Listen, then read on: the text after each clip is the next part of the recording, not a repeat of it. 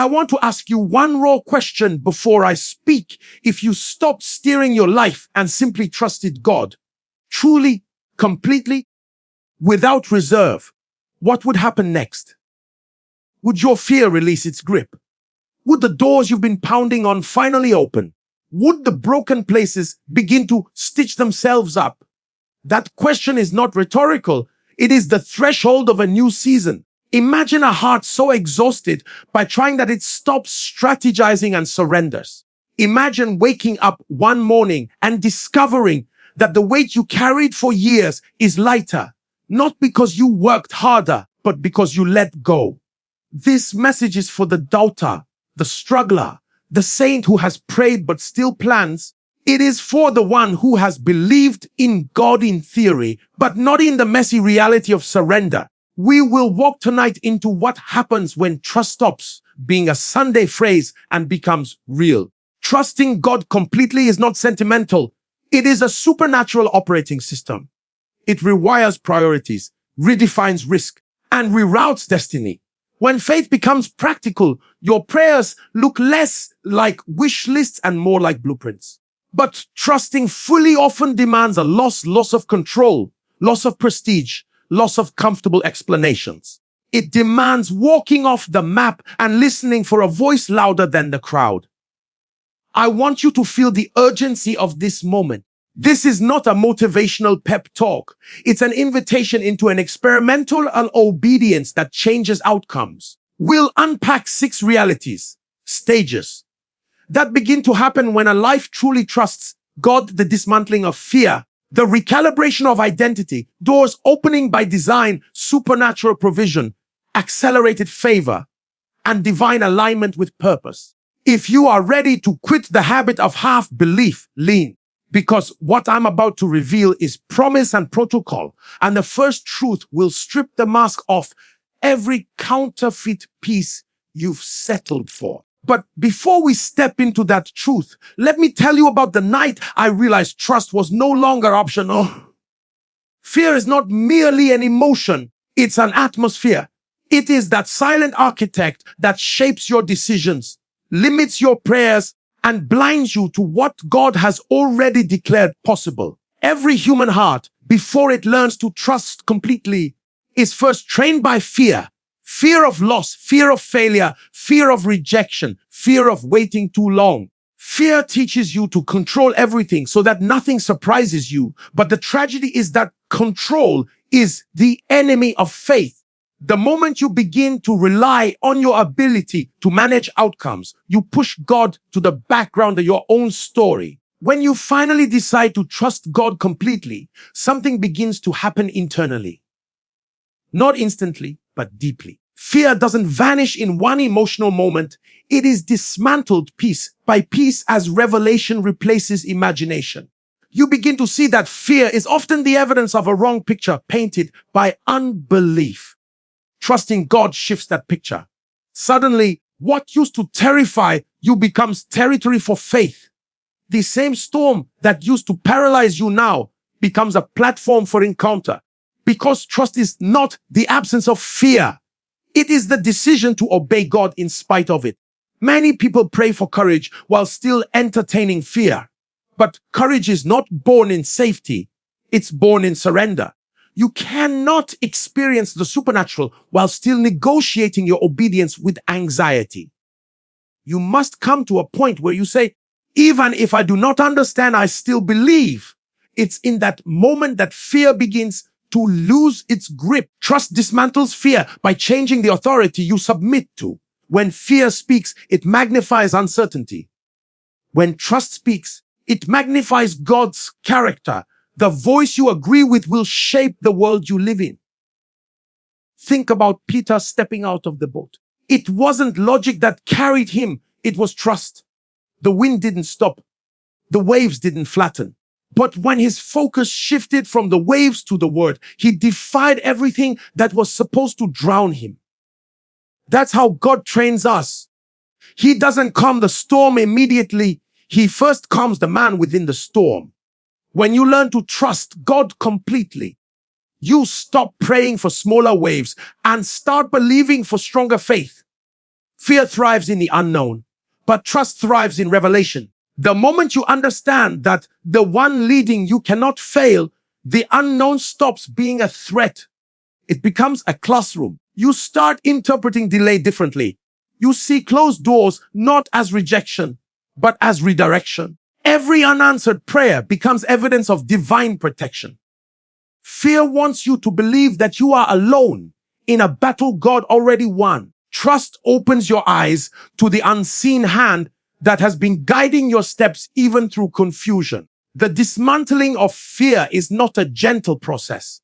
God will sometimes allow situations that expose what you secretly depend on. He will remove certain supports so that your confidence can no longer rest on human assurances. He will strip away options until only His word remains. And when you finally reach that breaking point where you say, Lord, if you don't do it, it will not be done. That's when true trust is born. The old version of you that was addicted to control begins to die, and a new version, rooted, stable, unshakable, begins to emerge. This is why the dismantling of fear is not punishment, it's purification. God doesn't destroy you to humble you. He dismantles what was never meant to sustain you. Every layer of fear that falls off reveals another layer of faith rising. You begin to breathe differently, think differently, pray differently. You stop rushing ahead and you start resting. Because trust is rest, not inactivity, but inner stability in the middle of uncertainty. And when that peace begins to take hold, something extraordinary happens. You start hearing God clearly again. The static of fear fades and His direction becomes unmistakable. That is when the second transformation begins. The moment God starts redefining who you really are. Because after fear is dismantled, identity must be rebuilt. But what if the version of you've always known was built on fear all along? What happens when trust exposes that your confidence was never really faith, just control in disguise? Let's find out in the next part, the recalibration of identity. When fear begins to fall apart, something beautiful and unsettling happens next.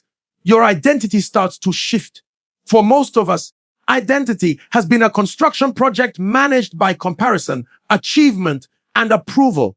We have learned to introduce ourselves through what we do, not who we are. We have confused activity with value and recognition with significance. But when you finally start trusting God completely, He begins to strip away every title, label, and illusion that has kept you from seeing who you truly are in Him. This recalibration of identity is not cosmetic. It is foundational. God begins to reorder your inner architecture. You stop defining yourself by what happened to you, what you possess, or who validates you. You begin to see yourself through the lens of divine design rather than human opinion. Trusting God completely pulls you out of the performance-driven version of yourself that hustles for worth and leads you into the restful awareness that you are already chosen, already loved, already seen. The anxiety of needing to prove something starts to fade when you realize that you were never called to perform. You were called to become. Every major transformation in Scripture began with an identity reset. Abraham became Abraham. Jacob became Israel. Simon became Peter. Saul became Paul. Trust didn't just change their direction, it changed their definition. When God begins to trust you with destiny, He always starts by renaming you internally. It's not about changing your job or location. It's about changing how you see yourself. Because until your self-image aligns with His word, you will keep sabotaging divine opportunities with human insecurity. This recalibration exposes a painful truth. Many of us have built our sense of self around survival, not revelation. We've worn strength as armor, competence as camouflage, and independence as identity. But when you trust God completely, He begins to dismantle even that. He says, you are not your results. You are not your trauma. You are not your last failure. It's a hard truth because identity feels safer when it's built on something visible. But Trust moves you into the invisible, into that sacred space where who you are is defined by whose you are. That's why trusting God feels like disorientation at first. The metrics of success that once guided you stop making sense. The applause that used to validate you suddenly feels hollow. People who once fit start to fade from your circle. It's not rejection, it's refinement. God is reintroducing you to yourself. He's reminding you that your value was settled before your first victory and before your first mistake. You begin to realize that you are not on probation with God. You're not working to earn His favor. You're walking to express it. And something powerful happens when identity is recalibrated. Peace becomes your posture. You stop rushing to prove and you start resting to grow. You no longer measure yourself by outcomes, but by obedience. That's when divine confidence begins to emerge. Not arrogance, not self-promotion, but a quiet certainty that who God says you are is louder than what circumstances say you're not. You become unshaken not because life is easy, but because you know your name in the Spirit. When you live from that awareness, your behavior changes effortlessly. The same criticism that once wounded you now glances off your spirit. The same delay that once frustrated you now matures you. You no longer need to manipulate timing or people because your trust in God's process anchors your worth. And this new identity begins to magnetize divine opportunities. Because when heaven looks for vessels, it looks for those who know who they are. But this recalibration is not without tension. God will test your new identity through seasons where your worth is questioned, your efforts seem unseen, and your value feels invisible. Those moments are not punishment, they are proof that your trust is growing. Because if identity is secure, external validation loses its control. And once you reach that point when you can say, even if no one claps, I'll still obey. Heaven marks you as ready for divine partnership. Yet, just as identity settles, another lesson begins. You will soon discover that trust doesn't only change who you are, it changes how you walk through life. You begin to notice that some doors start opening, not because you forced them, but because they were always waiting for this version of you. The next stage of this journey reveals a profound mystery. Doors open by design, not by desperation. When identity aligns with divine truth, something begins to shift in the atmosphere around you. The frantic struggle that once defined your pursuit starts to quiet down, and doors that once resisted you begin to respond. It's not magic and it's not luck. It's design. When your trust is complete and your identity is recalibrated, your steps fall into rhythm with God's architecture for your destiny. You begin to realize that in God's kingdom, doors don't open because you knock the loudest. They open because you arrived at the appointed time. Desperation is noisy. It begs. It forces. It manipulates. But design is patient. It prepares. It trusts. The believer who walks in divine design no longer wastes energy chasing after every opportunity that glitters. You understand that every open door is not a God door, and every closed door is not a denial. There are seasons where heaven keeps a door shut, not because you're unqualified, but because your heart is still unready. And when you finally trust the pace of God, you stop crying over doors that close and start discerning the doors that were never meant for you. When your trust matures, desperation dies. You stop trying to manufacture breakthroughs and you start aligning with principles that attract them. Divine design operates on timing, and timing is one of God's greatest tests. Sometimes He allows delay to reveal whether your faith is in the door or in the doorkeeper. The moment you start trusting His plan more than your own timeline, grace begins to flow with ease. You realize that divine doors are not rewards for effort. They are invitations for stewardship. Joseph in prison is the perfect example. His gift was ready long before Pharaoh called, but the door remained shut until Egypt had a problem only he could solve. Divine design waited for alignment, his maturity, Pharaoh's need, and God's appointed moment. When all three converged, the door opened without negotiation. That's what happens when you trust God completely. Your preparation meets purpose, and your purpose meets opportunity.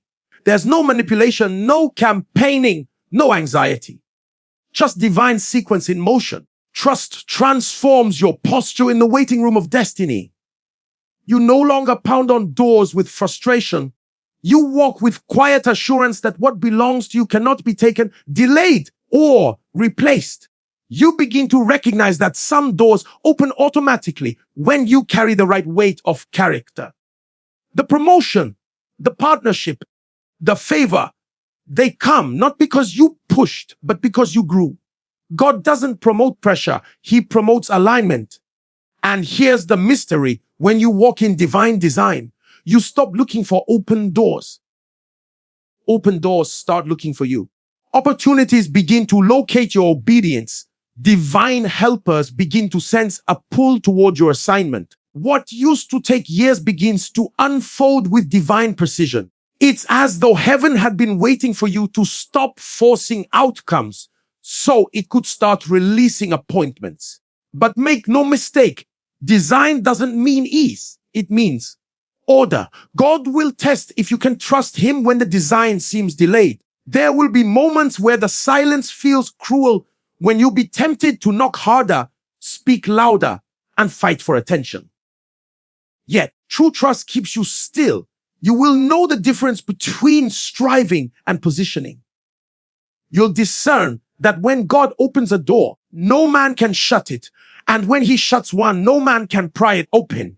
In divine timing, even rejection becomes redirection. The job that turned you down, the relationship that fell apart, the plan that collapsed. They all were doors closed by mercy, not punishment. Because God doesn't just open doors for convenience. He opens them for calling. And when that realization settles in your spirit, you begin to live from rest, not rush. But here's where it gets even more astonishing. Once the doors start opening by divine design, something else follows that defies logic: provision. Suddenly, what you need to walk through those doors begins to appear without striving. Resources, help, and favor seem to materialize from unseen places. It's as though heaven itself funds what it designed. And that's where the next truth unfolds. Supernatural provision replaces strained hustle. When doors begin to open by divine design, something profound happens next. God begins to supply in ways that defy your logic. The same hands that once strained to make ends meet suddenly find rest in divine rhythm. You begin to notice a shift. What you used to chase now begins to chase you. What once required sleepless nights, endless networking, and anxious planning now flows with a kind of grace that cannot be explained, only experienced. This is the realm where supernatural provision replaces strained hustle. Strained hustle is born out of fear. The fear of lack, the fear of being forgotten, the fear that if you stop moving, everything will collapse. It's that inner tension that drives you to overwork even when your spirit is weary. But when you truly trust God, you begin to see that provision was never meant to be earned through worry. It was meant to be received through obedience. There is a difference between working hard and striving from fear. God blesses diligence, but he does not endorse anxiety. True provision flows not from exhaustion, but from alignment. In the wilderness, Israel learned this lesson the hard way. God sent manna from heaven, enough for each day. They were not to hoard it, not to strategize how to store it, but simply to trust that tomorrow it would fall again. That was God's way of teaching them that supernatural supply always follows surrendered trust. Many of us are still collecting manna in panic, storing, scheming, and stretching to control outcomes, while God is calling us to step into a rhythm where our faith becomes the currency that unlocks supply. Supernatural provision doesn't always mean money. It could be wisdom that arrives just in time to make a right decision. It could be favor that opens access to someone you could never reach on your own. It could be divine ideas that transform your season in a single conversation. Sometimes provision appears as a person, sometimes as an idea, sometimes as a door. But every time, it carries the unmistakable signature of God. It arrives precisely when your strength has reached its limit. The moment you trust God completely with your resources, your time and your outcomes, He begins to multiply what you have left. Remember the widow with the little oil. She thought her supply was too small to matter until obedience turned her lack into overflow. That's how divine economics work. God does not need much to do much. He only needs surrender. You see, supernatural provision doesn't respond to the size of your wallet. It responds to the size of your trust. When you trust God, your giving becomes joyful, not fearful. You stop saying, if I give, I'll have less, and start saying, if I obey, I'll see more. Because the hand that gives is the hand God fills. Trust transforms how you handle resources. You begin to live as a steward, not an owner. You realize that you are a channel, not a container. And when you position yourself as a vessel, heaven finds it easy to flow through you. And that is why some people seem to attract consistent provision. They have mastered the art of releasing, not hoarding. But here's the truth. Before God entrusts you with abundance, He first teaches you dependence. He takes you through seasons where your salary doesn't stretch, your business feels slow, and your efforts seem unrewarded, not to punish you, but to detox you from the illusion that you are your own provider. Those moments are not evidence of absence. They are invitations to trust. God wants you to know Him, not just as Savior, but as sustainer. And when you finally learn this rhythm, provision starts arriving before you even ask. The phone call comes. The opportunity finds you. The helper appears without explanation. That's when you realize that grace was always better than grind. God was never asking you to produce outcomes, only to position your heart. But here's the secret very few talk about. Once provision flows supernaturally, something else begins to accelerate. Things that should have taken years begin to unfold in months. Favor starts compressing time. God begins to redeem lost seasons and multiply results with divine speed. It's a dimension where effort meets acceleration. That's the next revelation waiting to unfold. Accelerated favor and untimed breakthroughs. When you begin to walk in supernatural provision, something remarkable starts to happen. The pace of your life shifts. You notice that things which once took years begin to align in months, and what others struggle for begins to come with unusual ease. It's not because you have become more intelligent or better connected, but because trust has ushered you into a realm called divine acceleration. This is where favor compresses time, and God begins to make up for seasons you thought were lost.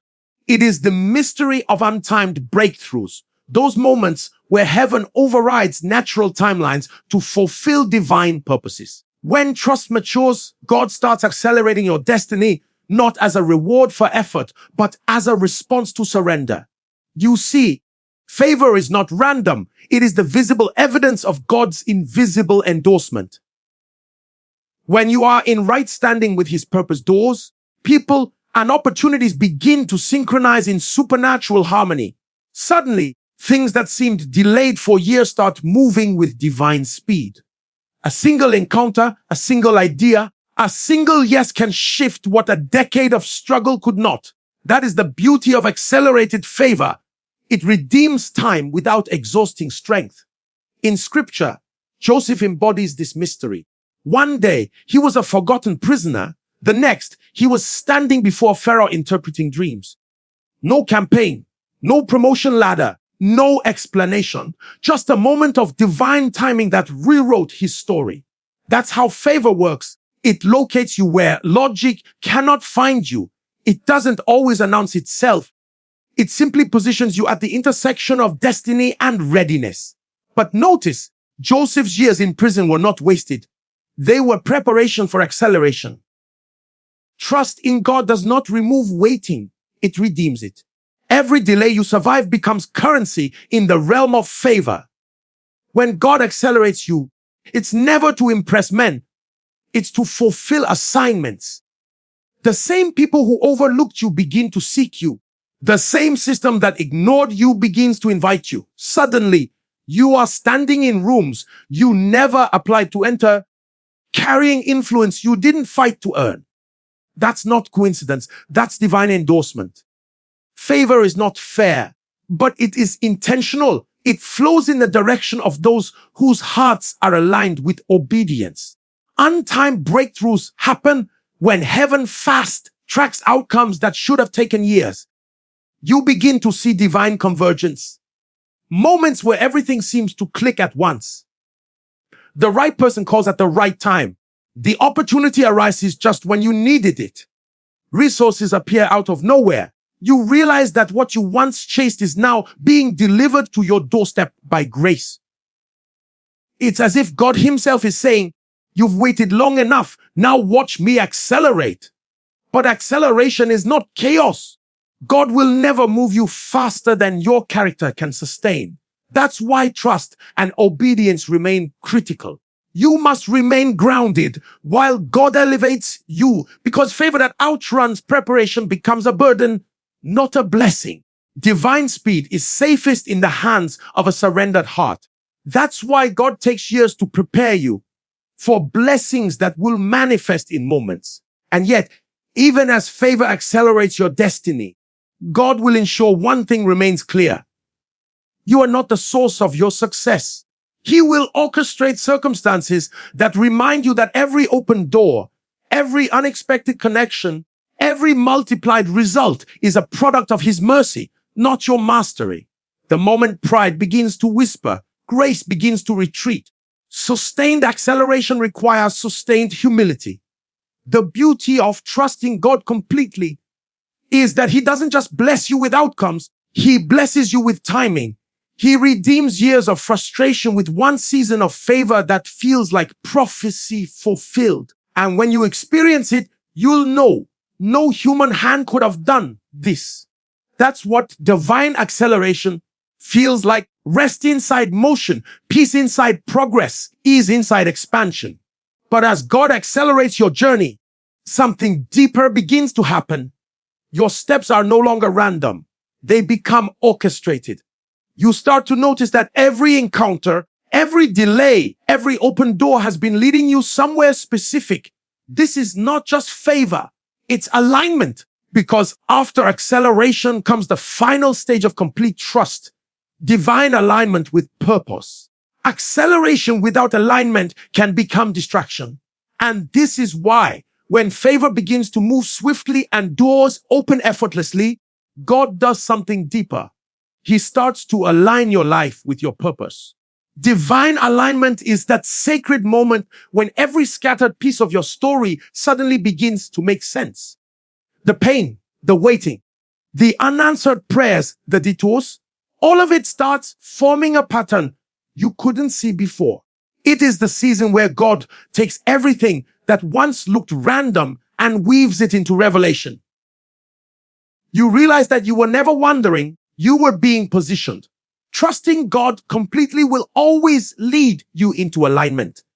Because the more you surrender, the clearer His direction becomes. Purpose is not discovered in chaos, it is revealed in order. God begins to synchronize your desires with His will, your timing with His plan, and your ambitions with His assignment. The restless pursuit of what you thought you wanted gives way to the peace of walking in what you were created for. You stop asking, "Lord, what should I do?" and start declaring, "Lord, thank you for showing me who I am." That is the language of alignment. When your life stops fighting divine flow and begins to harmonize with heaven's rhythm. In alignment, everything starts to fit. You begin to see why certain people left and why certain seasons ended. What once looked like rejection now feels like redirection. The same doors that once confused now reveal their purpose. Some were meant to protect you. others to prepare you.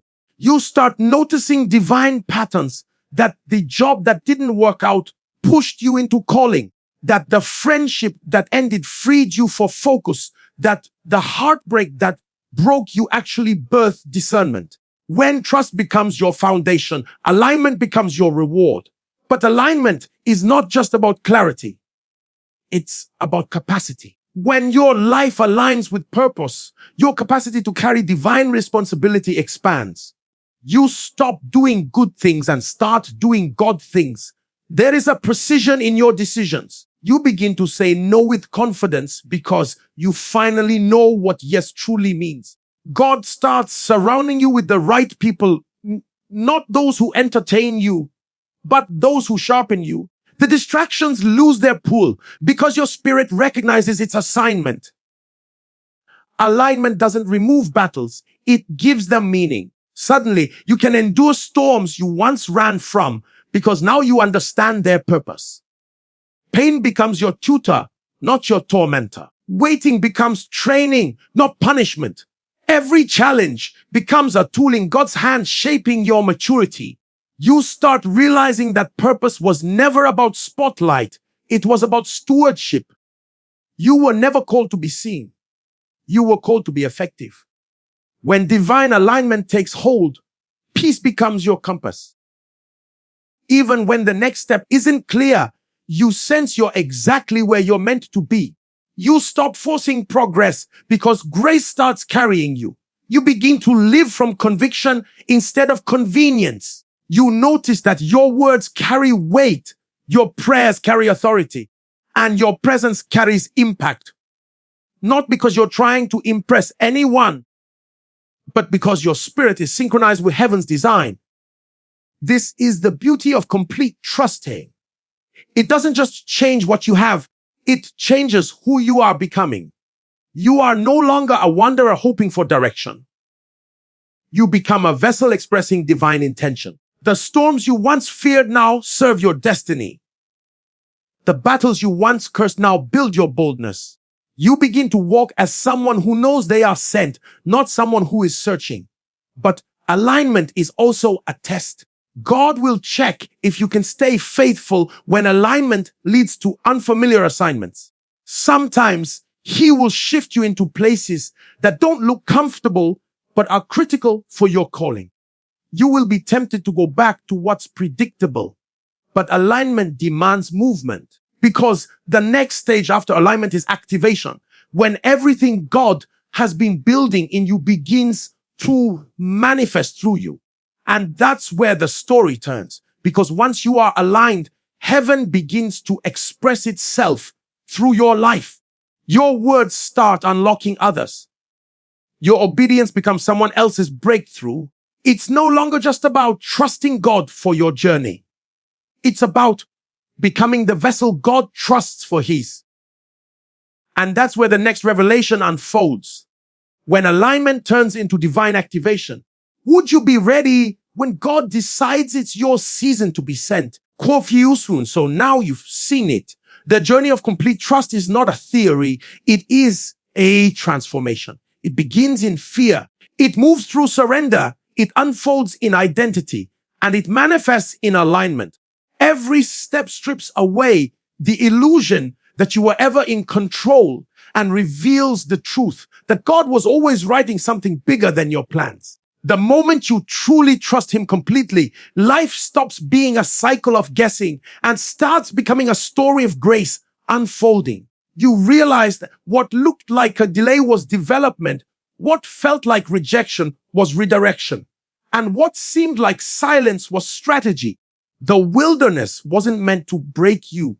It was meant to build you. The storms weren't sent to destroy your faith. They were designed to expose it, refine it, and make it unshakable. Because trust isn't proven in peaceful moments, it's proven when everything around you shakes, yet you remain still inside.